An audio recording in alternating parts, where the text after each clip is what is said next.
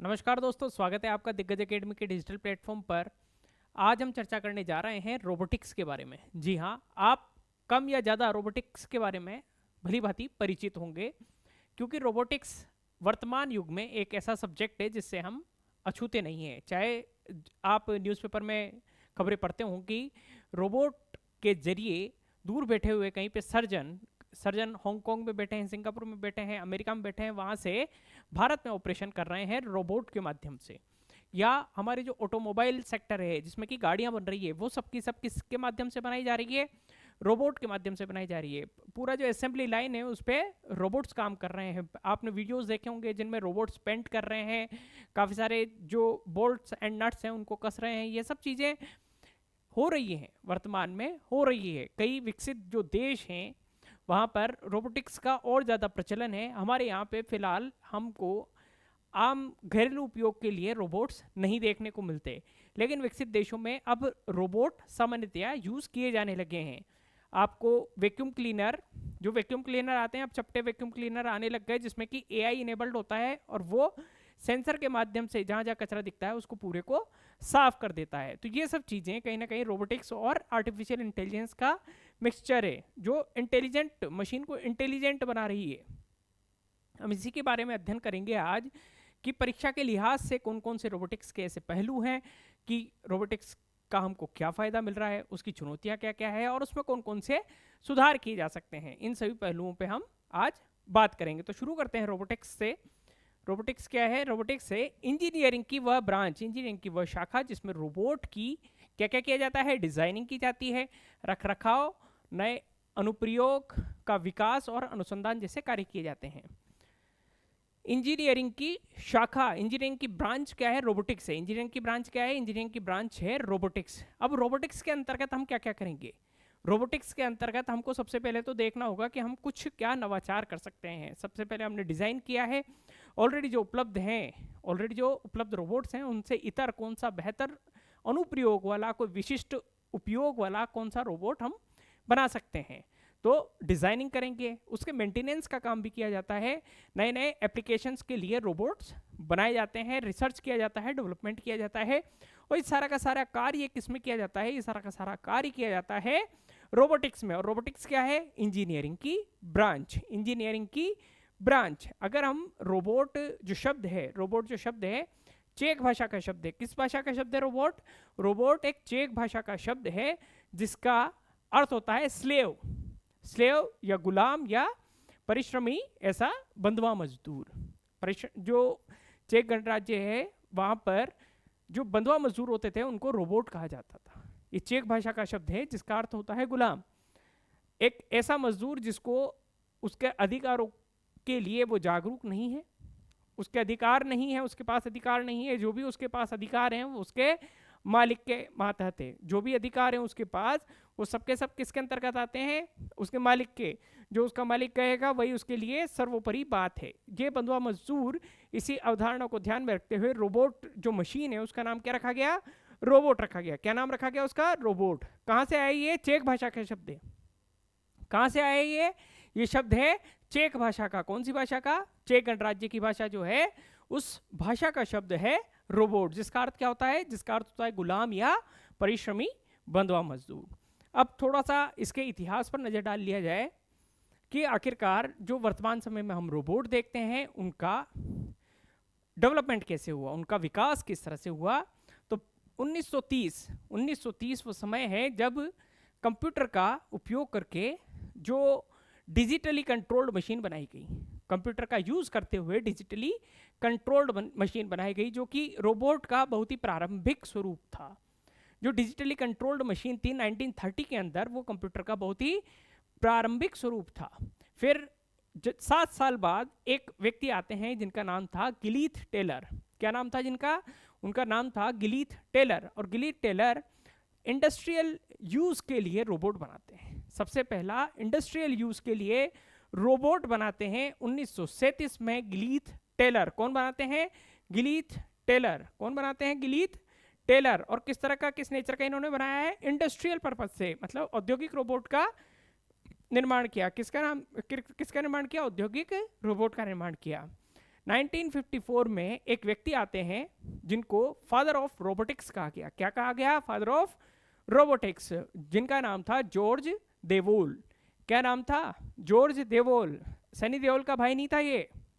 देओल लग रहा है, इसका मतलब सनी देओल का भाई नहीं है ये क्या नाम है इसका? जॉर्ज देओल। 1954 जॉर्ज देओल आते हैं। इनका जो आविष्कार था जो रोबोटिक्स के क्षेत्र में क्या थी? रिसर्च थी, अनुसंधान था, वो इतना गहरा था, इतना व्यापक था, इतना प्रभावशाली था कि इनको कहा गया father of robotics. Father of robotics किसे कहा गया? जॉर्ज देओल को, जो सनी देओल का भाई नहीं है। ओके। और इनके द्वारा डिजाइन किया हुआ जो रोबोट है उसका क्या नाम है? यूनीमेट। 1954 George Devol father of robotics थे, उन्होंने डिजाइन किया यूनीमेट। किसने? यूनीमेट। यूनीमेट 1954 के अंदर। और 7 साल बाद जो यूनीमेट था वो इंडस्ट्रियल पर्पस के लिए काम में आने लगा। इंडस्ट्रियल पर्पस से काम में आने लगा। कार की असेंबली लाइन में काम शुरू कर दिया किसने? यूनीमेट ने। इसीलिए तो फादर ऑफ रोबोटिक्स कहा गया कि उनका जो अनुप्रयोग था वो इतना सटीक था कि बहुत ही कम समय के अंदर वो अप्लाई किया जा सका।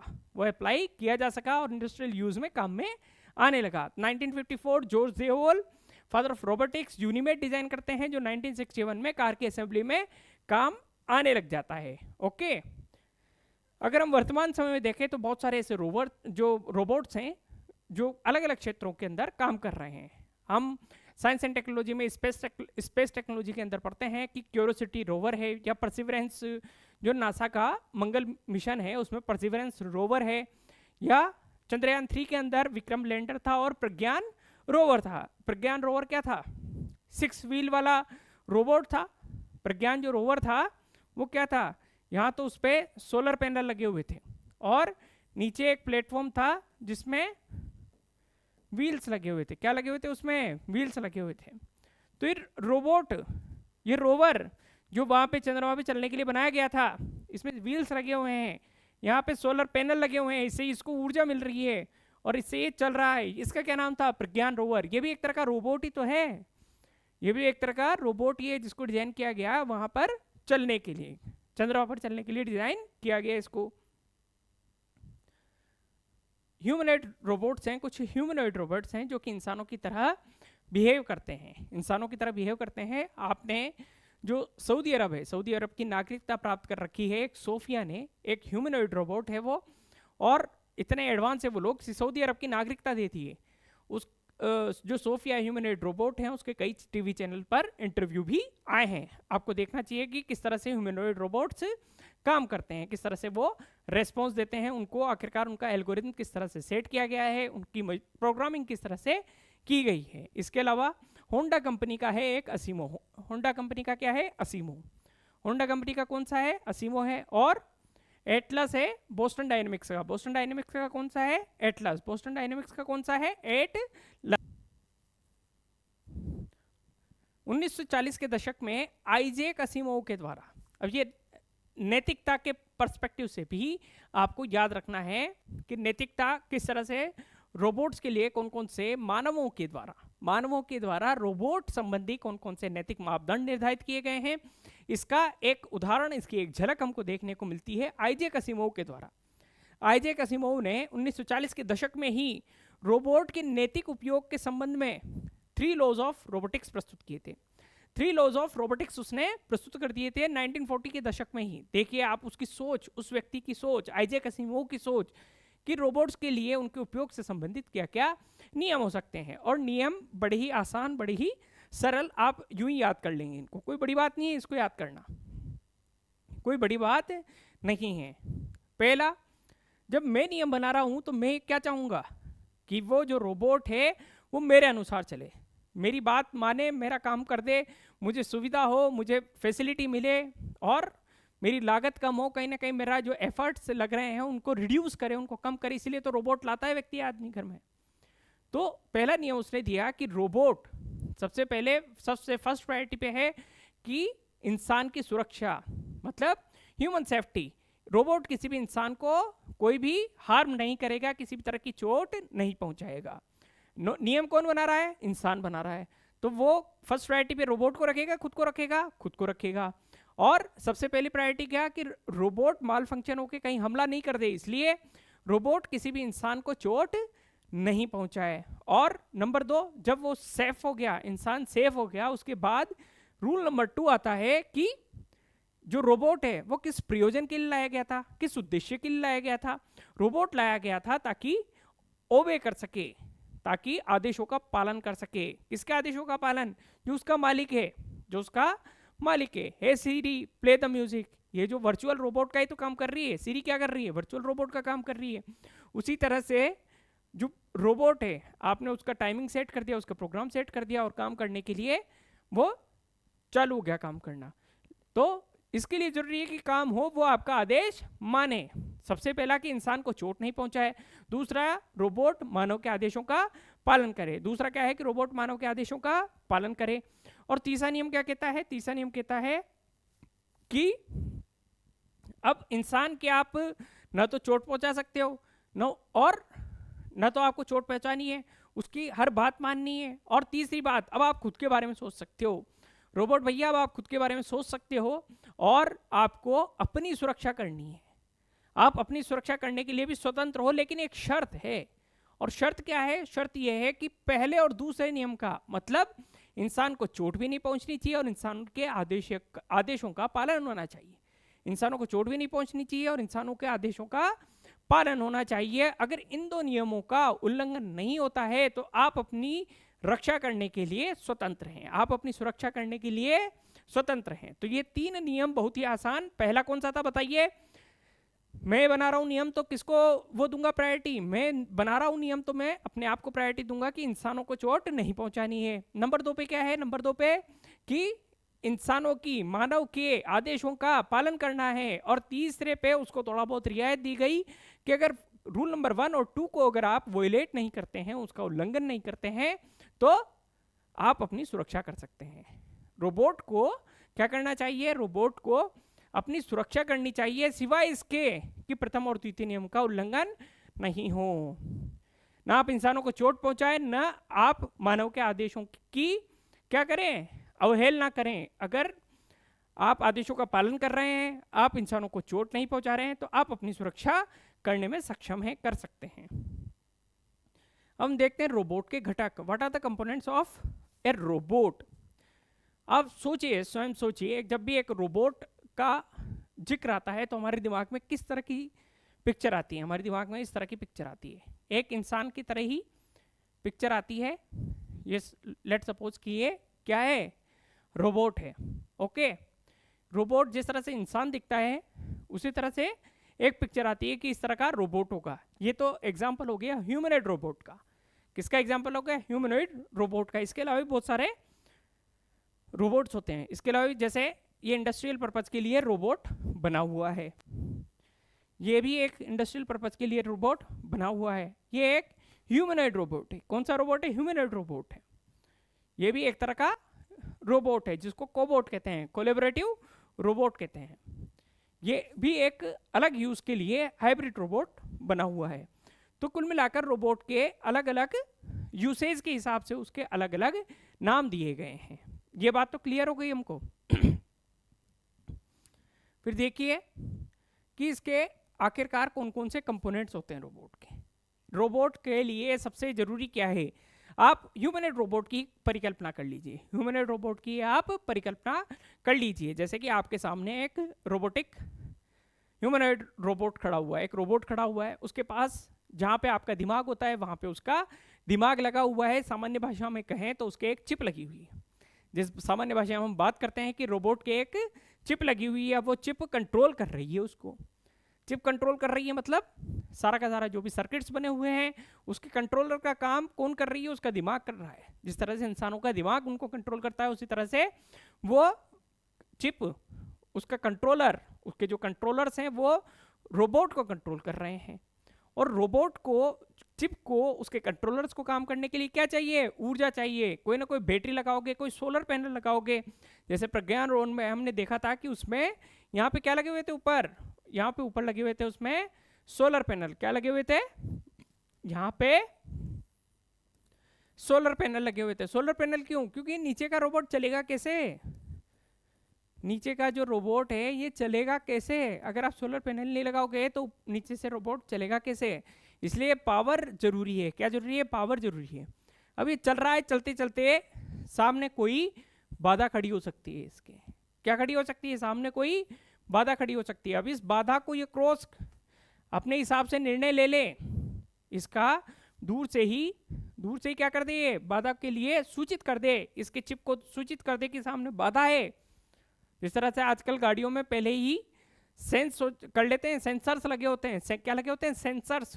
सेंसर्स क्या करते हैं कि सामने वाले जो ऑब्स्टेकल है, ऑब्जेक्ट है, उसको सेंस करके और वापस से क्या देते हैं? इनपुट देते हैं कि आपको इस तरह से एक्ट करना चाहिए, सामने इस तरह की चीज रखी हुई है। तो यहाँ पे इसके सेंसर्स लगे हुए हैं। क्या लगे हुए हैं? आगे सेंसर्स। तभी तो बाधा को पहचान पाएंगे, तभी तो बाधा को पहचान पाएंगे। तो ये क्या लगे हुए हैं? इसके सेंसर्स लगे हुए हैं। और वो सेंसर क्या करते हैं बताओ? सेंसर देंगे इनपुट, और इनपुट कहाँ जाएगा? दिमाग के अंदर। इनपुट कहाँ जाएगा? कंट्रोलर के अंदर। इनपुट कहाँ जाएगा? कंट्रोलर के अंदर। ये हमारा रोबोट था। ओके, यह आगे बढ़ रहा था। प्रज्ञान रोवर है ये हमारा। क्या है ये? प्रज्ञान। ये हमारा प्रज्ञान रोवर है, आगे बढ़ना चाह रहा है, कोई ऑब्स्टेकल नहीं है। सेंसर्स ने बता दिया, इनपुट दे दिया, और इसको यूजर के साथ ये जो भी डेटा कलेक्ट कर रहा है, जो भी इसमें सेंसर्स लगे हुए हैं, जो भी डेटा रिकॉर्ड हो रहा है, वो साथ ही साथ कम्युनिकेट हो रहा है किसके पास? जो इसका उपयोग करता है, जो इसको मॉनिटर कर रहा है, जो इसको चला रहा है नीचे से, जो इसको चला रहा है उसके साथ, मतलब यूजर के साथ ये इंटरेक्ट कर रहा है। किसके साथ इंटरेक्ट कर रहा है? ये यूजर के साथ इंटरेक्ट कर रहा है। तो और यूजर के साथ इंटरेक्ट होने के बाद यूजर इसको डिसीजन दे रहा है, गाइड कर रहा है कि आपको ऐसी परिस्थिति में क्या करना चाहिए। कोई अगर इमरजेंसी नेचर का अगर कोई कमांड है तो वो भी दे रहा है, या दूसरे सामान्य कमांड है तो वो भी दे रहा है कि आप आगे चलते रहो या अपनी डायरेक्शन चेंज करो। डायरेक्शन चेंज करेंगे तो यहाँ पे हार्डवेयर दिखाएगा कि इधर डायरेक्शन चेंज करनी है कि इधर डायरेक्शन चेंज करनी है, पहिए उधर ही घूम जाएंगे। और ये जो काम हो रहा है, जो घूमने का काम हो रहा है प्रज्ञान रोवर के संबंध में, आप मान लीजिए वो किया जा रहा है एक्चुएटर के माध्यम से। एक्चुएटर क्या होता है? जो रोबोट के हाथ होते हैं, हाथ, जिससे वो एक्चुअली फिजिकल वर्ल्ड में काम करता हुआ दिखे, वो होते हैं उसके एक्चुएटर्स। ठीक है, तो ये सरल सा एक डायग्राम है जो आप आसानी से याद रख सकते हैं कि रोबोट का सेंट्रल, हमारे दिमाग का सबसे महत्वपूर्ण पार्ट क्या है? हमारे शरीर का सबसे महत्वपूर्ण पार्ट है दिमाग। क्या काम करता है वो? कंट्रोल करने का। तो उसको क्या कहेंगे हम? कंट्रोलर। उसको क्या कहेंगे हम? कंट्रोलर, मतलब नियंत्रक। नियंत्रक कह दिया। नियंत्रक को क्या चाहिए? अरे नियंत्रक को क्या चाहिए? मैंने सुबह से खाना नहीं खाया और आज दिमाग की एनर्जी पूरी खत्म हो गई पढ़ते पढ़ते, तो पावर चाहिए। पावर लोगे आप। हमारा भोजन क्या है? हमारा भोजन जो हम खाना खाते हैं, गेहूं खाते हैं, रोटी सब्जी जो खाते हैं, वो हमारा पावर है, वो हमारी पावर है। वैसे ही पावर इनपुट इसको कैसे देंगे हम? इलेक्ट्रिसिटी के माध्यम से। तो ये क्या है? इसका पावर यूनिट है, पावर कन्वर्जन यूनिट है इसका। इसको इनपुट कैसे मिलेंगे बताओ? सामने कोई ऑब्स्टेकल आ रहा है या कोई चीज जो भी सेंस करना चाह रहा है, चाहे थर्मल वाले सेंसर्स लगे हुए हैं, चाहे प्रेशर के सेंसर्स उसमें लगे हुए हैं, या किसी भी और चीज का गहराई नापने के लिए सेंसर्स लगे हुए हैं, तो सेंसर के द्वारा उसको इनपुट मिलेगा। किसके द्वारा इनपुट मिलेगा? सेंसर के द्वारा। और सेंसर भी किससे चल रहा है? सेंसर भी पावर से चल रहा है। सेंसर को भी तो बिजली की जरूरत है। तो जो पावर सोर्स है वो कंट्रोलर में भी जा रही है, और किस में जा रही है? कंट्रोलर में भी जा रही है और सेंसर में भी जा रही है। इसके अलावा जो सेंसर से डेटा आ रहा है उसको किस तरह से रियल टाइम में मॉनिटर किया जा सकता है रोबोट के अंदर? वो किया जा सकता है यूजर इंटरफेस से, जो अलाउ करता है यूजर को मैसेज सेंड और रिसीव करने के लिए। मैसेज जहाँ से भेज भी रहा है और रिसीव भी कर रहा है। रोबोट को कोई इंस्ट्रक्शन देता है, वापस से कोई हमारे पास इनपुट आता है, तो वो यूजर इंटरफेस पे वापस से यूजर पे आ जाता है। जब ये सारी चीज़ें हो जाती है तो रोबोट को जो इंस्ट्रक्शन मिलता है, सेंसर से आ गया, यूजर के माध्यम से आ गया, इनको प्रोसेस करके आगे बढ़ा देता है ये एक्चुएटर पे। एक्चुएटर पे जैसे आपका हाथ हो गया, एक रोबोट को ये क्या है? ये क्या है बताइए, क्या है ये? पेन है ये। ओके, अब इसको यहाँ से उठाना है। उठाने के लिए सबसे पहले आपने क्या किया, रोबोट को इंस्ट्रक्शन दिया कि आपके सामने जो पेन रखा हुआ है इसको उठाओ। इंस्ट्रक्शन दे दिया, चाहे लिख के दिया चाहे आपने वॉइस कमांड से दिया। रोबोट जाएगा और जाकर के अपने सेंसर से स्कैन करेगा, आइडेंटिफाई करेगा कि पेन जैसी वस्तु कहाँ रखी हुई है। पेन रखा हुआ देखता है कि पेन तो यहीं रखा हुआ है। अब पेन को वो कैसे उठाएगा? उसके हाथों से उठाएगा। किससे उठाएगा? हाथों से। तो ये पावर से उसके पास इनपुट गया, यूजर इंटरफेस से पेन उठाओ। सेंसर से उसने आइडेंटिफाई किया कि हाँ ये पेन है। अब काम आएगा एक्चुएटर।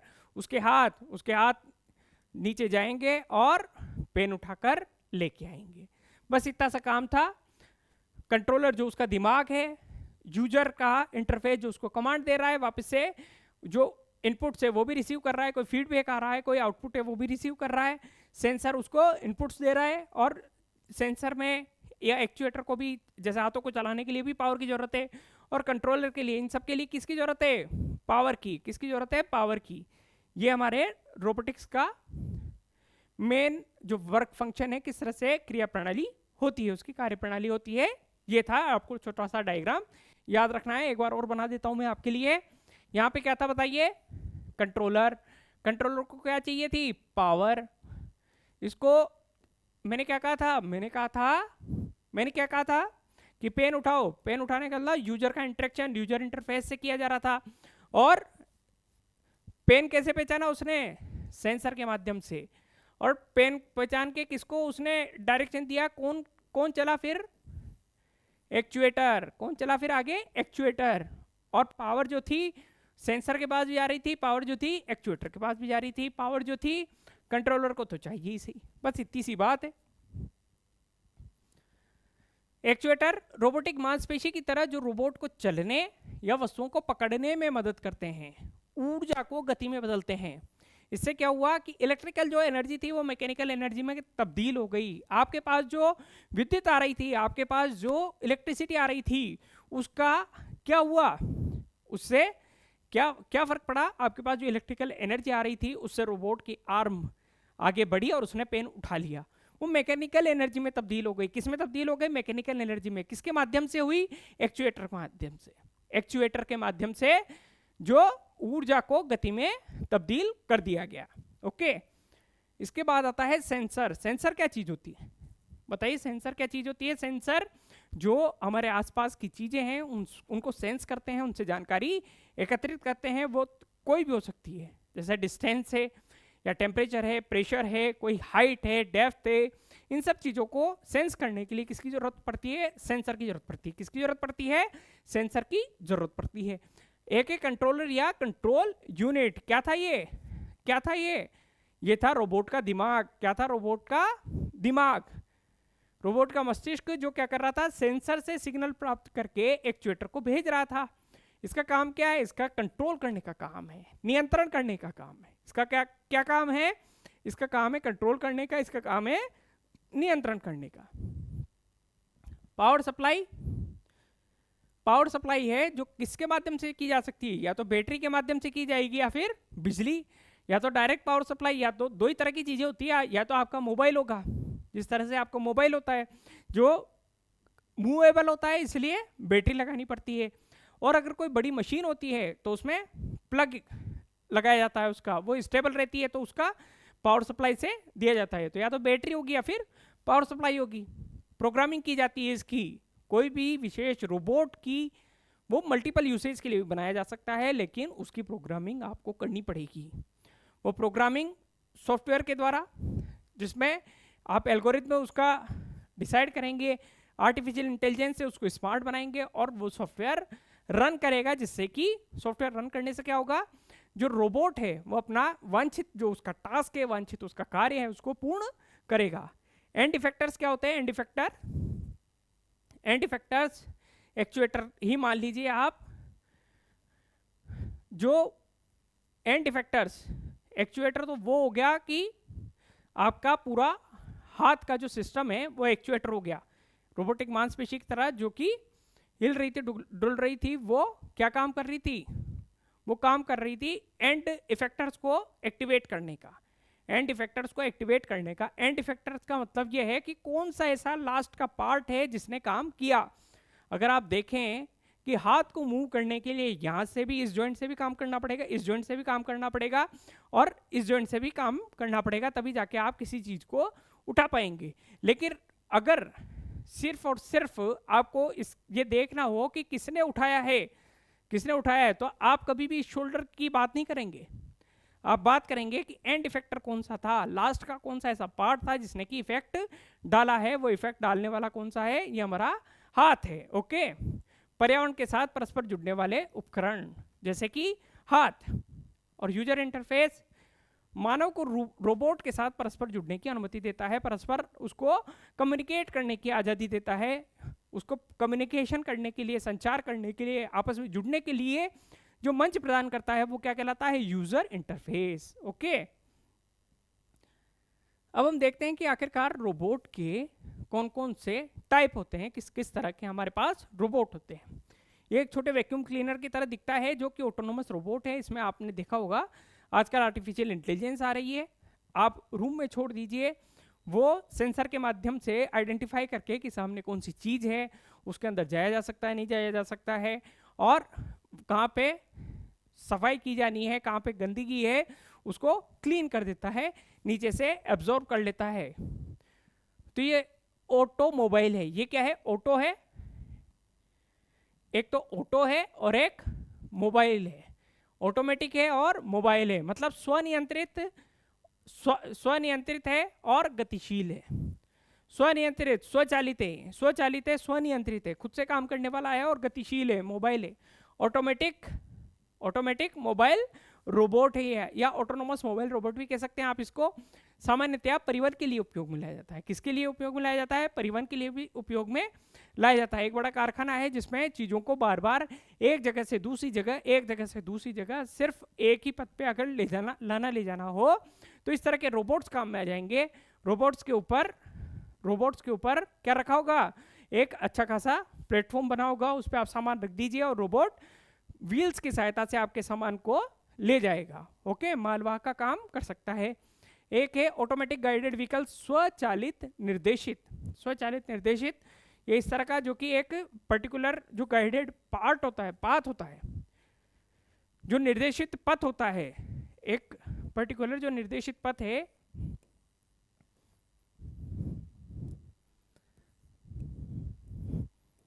एक फैक्ट्री के अंदर इस तरह के पाथ बने हुए हैं, उनकी कलरिंग की गई है। अब ये रोबोट है, ये वाला जो रोबोट है वो यहाँ से चलेगा, वो उन लाइनों को आइडेंटिफाई कर पाता है, वो इन लाइनों को आइडेंटिफाई कर पाता है कि यहाँ से जा सकता हूँ, यहाँ से जा सकता हूँ, मैं इधर से इधर जाना है तो मुझे यहाँ से इधर से इधर जा सकता हूँ, इधर से इधर जा सकता हूँ, इधर से इधर जा सकता हूँ। आप कमांड दीजिए, वो उस let suppose location 1, location 2, location 3, location 4, location 5, location 6, तो इन 6 लोकेशन पे पहुंचने के लिए आप कमांड डालेंगे कि मुझे चाहिए L3 पर पहुंचना है, तो L3 पर ये सीधा जाएगा और यहाँ पे आके रुक जाएगा, तो मतलब लोकेशन नंबर 3 पर वो पहुंच चुका है। तो इस तरह के स्पोर्ट्स और इस तरह के पाथ डिसाइड किए जाते हैं ताकि वो ऑटो गाइड होकर पहुंच जाए। ओके, स्वायत्त होते हैं और गतिशील होते हैं, लेकिन एक निर्धारित पथ का ही अनुसरण करते हैं। इनका सामान्यतया बड़े बड़े जो वेयर हाउसेज रहते हैं, स्टोरेज रहते हैं, वहां पर उपयोग किया जाता है। आर्टिकुलेटेड रोबोट, आर्टिकुलेटेड रोबोट जो मानव जैसी क्रियाएं करने में सक्षम होते हैं, वो रोबोट कहलाते हैं आर्टिकुलेटेड रोबोट।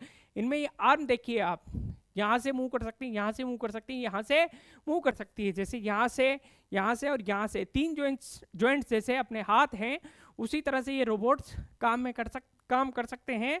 ये क्या कहलाते हैं? Articulated robot. ये जो जॉइंट्स हैं वो क्या कहलाते हैं? Rotary joints.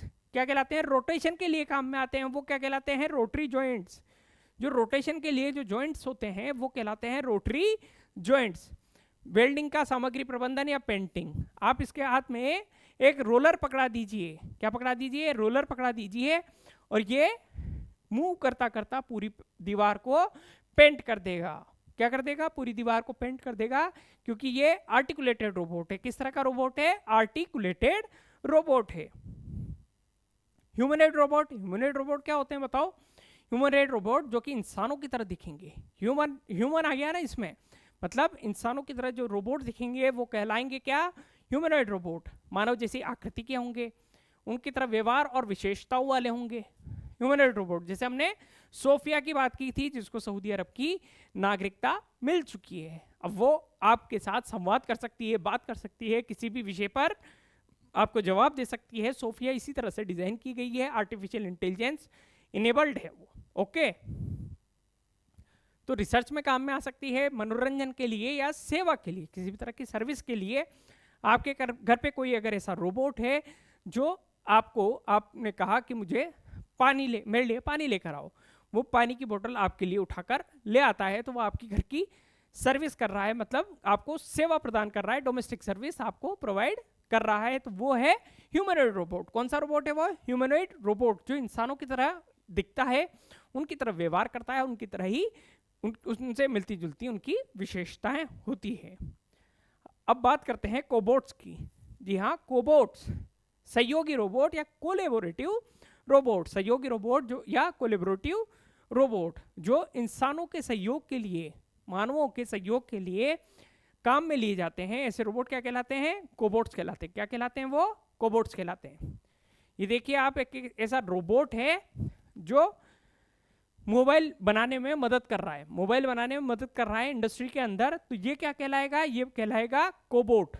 वो स्क्रीन लेके, और कई आजकल जो इंटीग्रेटेड सर्किट्स होते हैं, जो चिप डिजाइनिंग होती है, इन सब में रोबोटिक्स बड़े पैमाने पर यूज की जा रही है। इसके उदाहरण है यूमी है और एब है, यूमी और एब है। Okay, hybrid robot. अब हाइब्रिड रोबोट क्या होते हैं, हाइब्रिड रोबोट्स क्या होते हैं, हाइब्रिड रोबोट्स जिनमें एक तरह के हमने अलग अलग, जैसे गाइडेड व्हीकल थे या आर्टिकुलेटेड रोबोट थे या ह्यूमनॉइड रोबोट्स थे, लेकिन अगर हमको मल्टीपल काम करवाने हो तो हमको अलग अलग रोबोट की विशेषताओं को एक ही रोबोट के अंदर डालना पड़ेगा।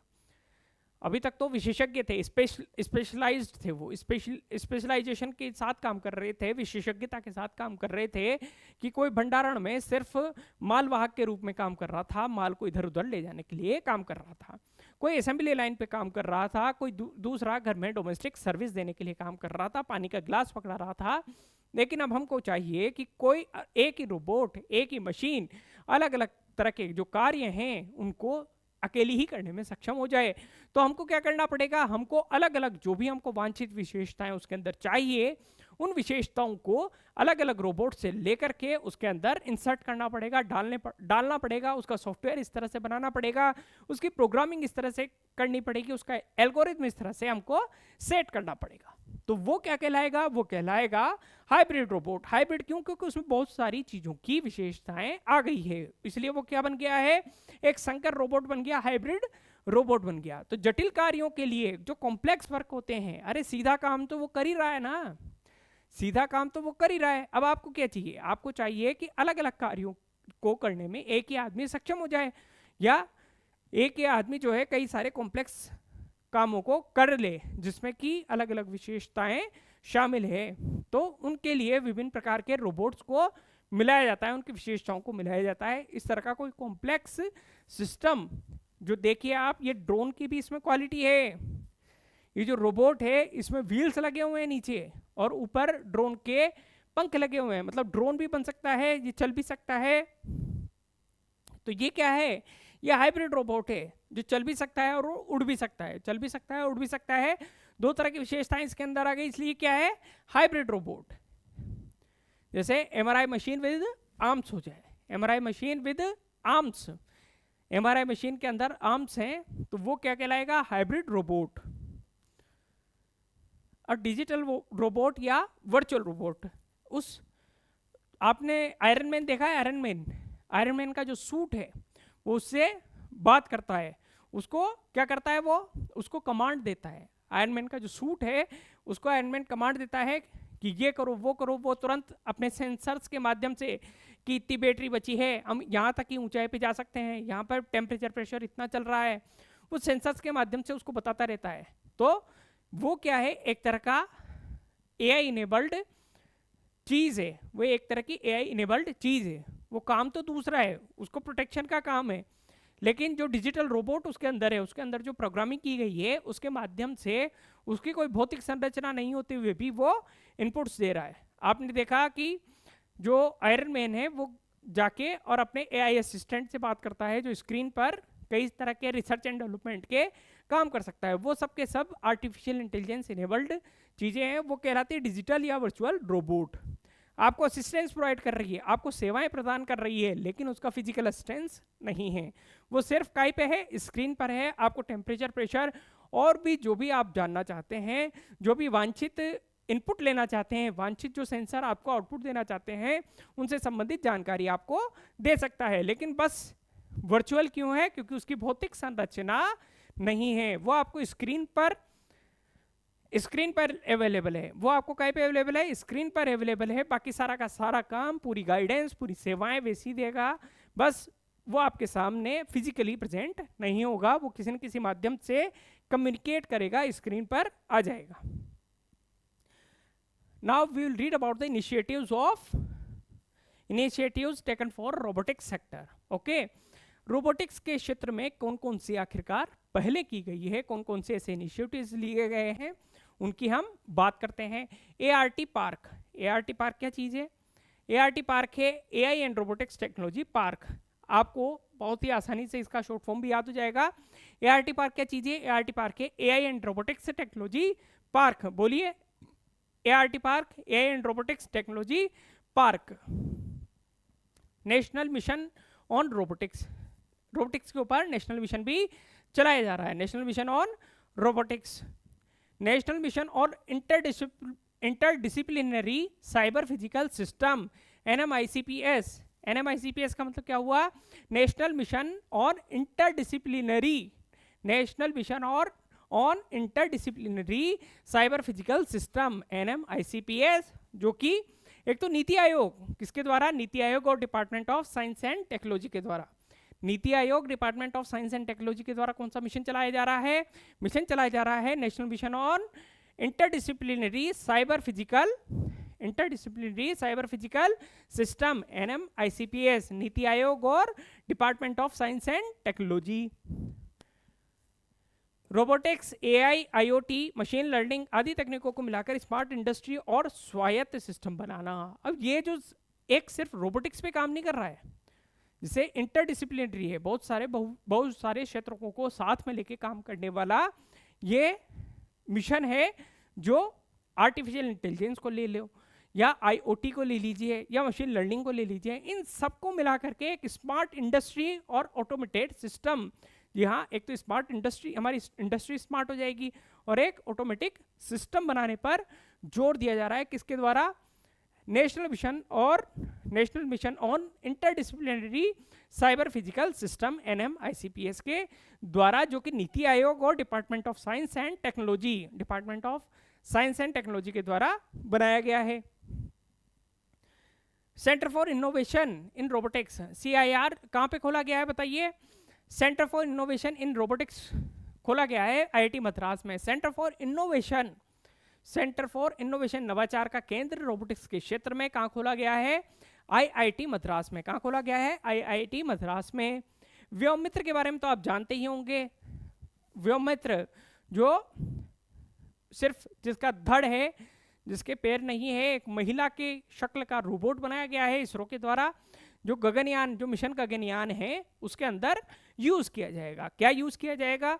जो 4 इंडियन एयरफोर्स के पायलट्स, जिनमें हाल ही में शुभांशु शुक्ला नासा की ओर से अंतरिक्ष में जाके आए हैं, उनका भी चयन किया गया है। वो जाएंगे अंतरिक्ष के अंदर, 2 से 3 दिन वहाँ ठहरेंगे और वापस उनकी सुरक्षित वापसी होगी। ये सारा काम मिशन गगनयान के अंतर्गत किया जाना है, क्योंकि फिर हमको आगे क्या सेट करना है? भारत अंतरिक्ष स्टेशन सेट करना है। उसके लिए पहले हम अपने मानव युक्त अंतरिक्ष यान को अंतरिक्ष में भेज करके अपनी क्षमता का परीक्षण करना चाहते हैं। लेकिन मानव को भेजें उससे पहले भेजा जाएगा एक ह्यूमनॉइड रोबोट को, और उसका नाम है व्योममित्र, ताकि जो भी इंसान पर असर पड़ रहे हैं, कौन कौन से आखिरकार हमारी तकनीक में कोई खामी तो नहीं है, उसका कोई एडवर्स इफेक्ट तो नहीं है, ये सब चीज़ जाना जाएगा व्योम मित्र के माध्यम से। किसके माध्यम से जाना जाएगा? पहले किसको भेजेंगे? व्योम मित्र को। सोचिए आप कितना यूजफुल है ये रोबोटिक्स की, इंसानों की जान जाया नहीं जाए, इंसानों की जान जो है जोखिम में नहीं डाली जाए, इसके लिए पहले किसको भेजा जाएगा? व्योम मित्र, जो कि एक ह्यूमनॉइड रोबोट है। अब डीआरडीओ के द्वारा कुछ स्पेशलाइज्ड क्या बनाए गए हैं? रोबोट्स बनाए गए हैं, जैसे कि दक्ष।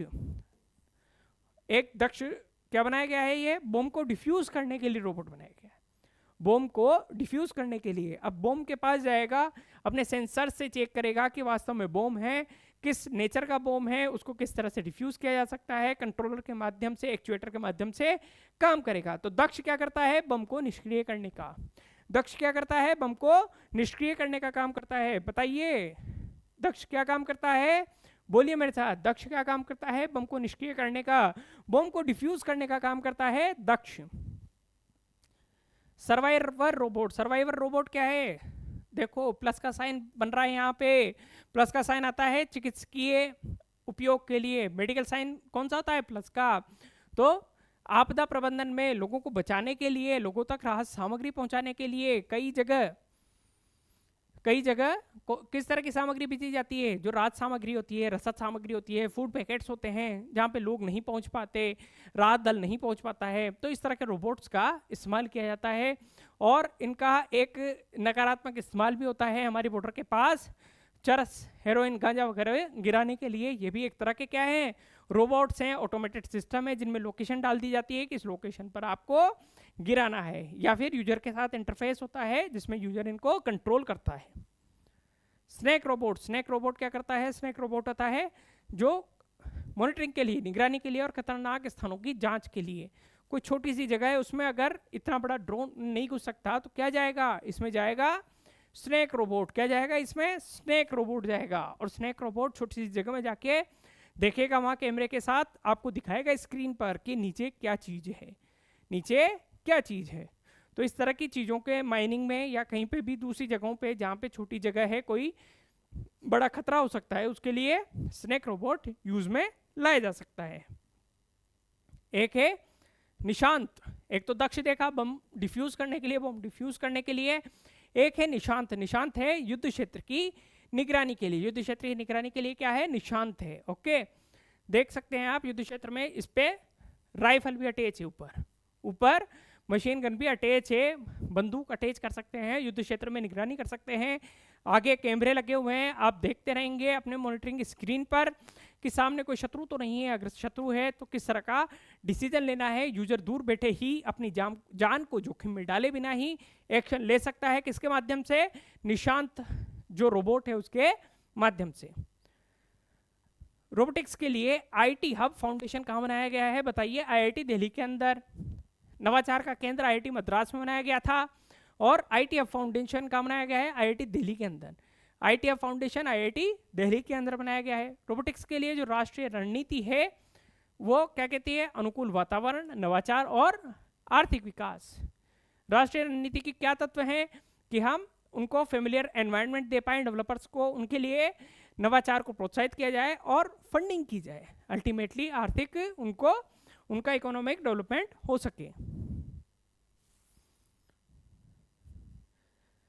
रोबोटिक्स के जो एप्लीकेशन है वो हम पढ़ेंगे नेक्स्ट क्लास में। आज यहीं तक हम रिवाइज कर लेते हैं एक बार कि आखिरकार आज हमने क्या क्या पढ़ा है। हमने शुरुआत की थी रोबोटिक्स के बारे में। किसके बारे में? रोबोटिक्स के बारे में।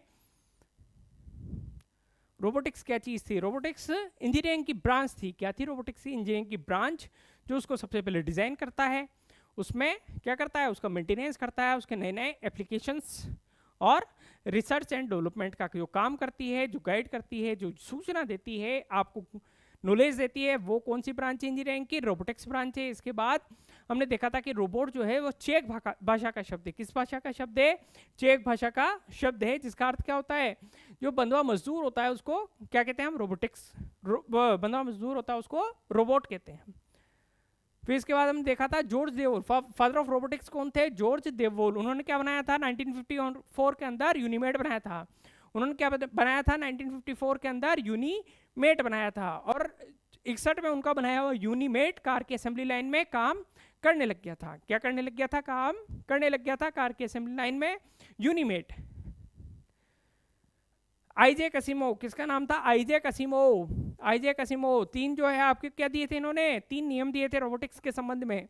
कौन कौन से नियम थे? मैं नियम बना रहा हूं तो मैं अपने को प्रायोरिटी पे रखूंगा, रोबोट को रखूंगा? मैं स्वयं को रखूंगा, स्वयं को रखूंगा। और क्या कहूंगा? क्या कहूंगा मैं कहूंगा कि सबसे पहले तो मुझे चोट मत पहुंचाना किसी भी स्थिति में। ओके, मुझे चोट नहीं पहुंचानी है किसी भी स्थिति में। और नंबर 2 पॉइंट, मैं जो कहूंगा सारी बातें तुमको माननी पड़ेगी। पहली बात तो ये है कि तुम मेरी सेफ्टी का ध्यान रखोगे, मुझे चोट नहीं पहुंचाओगे। नंबर 2 बात कि मेरी सारी बातें माननी पड़ेगी। और नंबर 3, अगर तुम ना तो मुझे चोट पहुंचाओ और मेरी सारी अगर बातें मानने को तैयार हो, तो तुम अगर ऐसी स्थिति बनती है जिसमें तुम्हारी सुरक्षा को खतरा हो, तो तुम अपनी सुरक्षा कर सकते हो, बशर्ते कि इन दोनों नियमों का उल्लंघन नहीं होना चाहिए। इन दोनों नियमों का उल्लंघन नहीं होना चाहिए। हमने इसके कंपोनेंट देख लिए। तो रोबोटिक्स के एक तो हमारा दिमाग जिस तरह से काम करता है, उसका कौन काम करता है? कंट्रोलर काम करता है। कंट्रोलर को क्या चाहिए? पावर चाहिए। और पावर कहाँ से आती है? पावर के साथ इंस्ट्रक्शन भी तो आते हैं। वो इंस्ट्रक्शन कौन देगा? यूजर देगा। इंस्ट्रक्शन कौन देगा? यूजर देगा। और किसका सहारा लेगा? वो सेंसर का सहारा लेगा। उसके जो सेंसर से उनका सहारा लेगा। सेंसर से जो इनपुट मिलता है, यूजर से जो इनपुट मिलता है, उसको प्रोसेस करके फाइनली क्या काम करेगा? एक्चुएटर काम करेगा। क्या काम करेगा? एक्चुएटर काम करेगा। एंड इफेक्टर तो हमारा हाथ था, और जो क्या था? एक्चुएटर क्या था?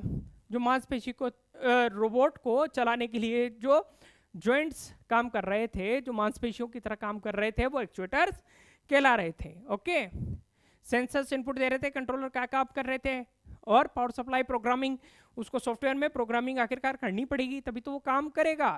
एंड इफेक्टर्स हमारे हाथ थे, यूजर इफेक्टर्स उसको कम्युनिकेट कर रहा था।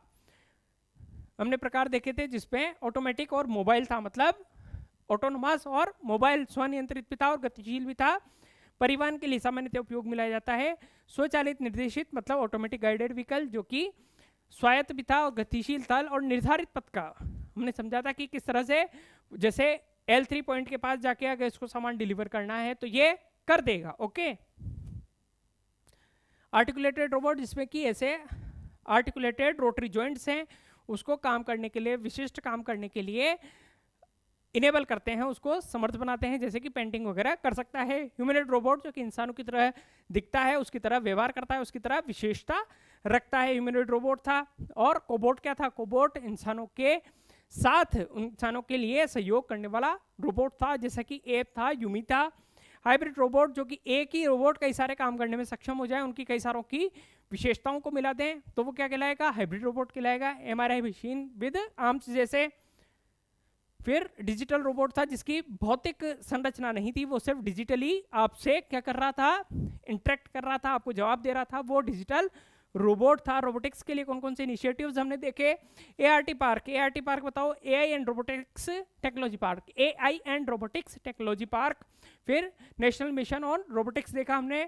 फिर NMICPS देखा हमने। क्या देखा? NMICPS जो कि नीति आयोग और department of science and technology के माध्यम से और कई सारे क्षेत्रों को इंटीग्रेट करता है, चाहे रोबोटिक्स हो, चाहे इंटरनेट ऑफ थिंग्स हो, मशीन लर्निंग हो, आर्टिफिशियल इंटेलिजेंस हो।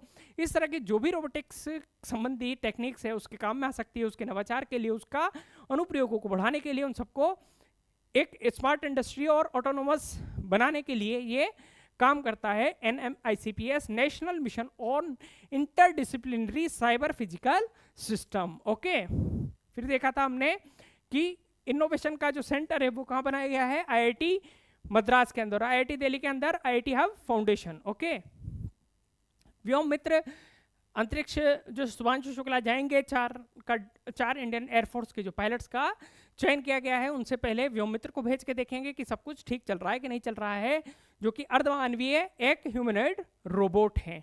DRDO के द्वारा बम को अगर डिफ्यूज करना है तो कौन आएगा? दक्ष आएगा।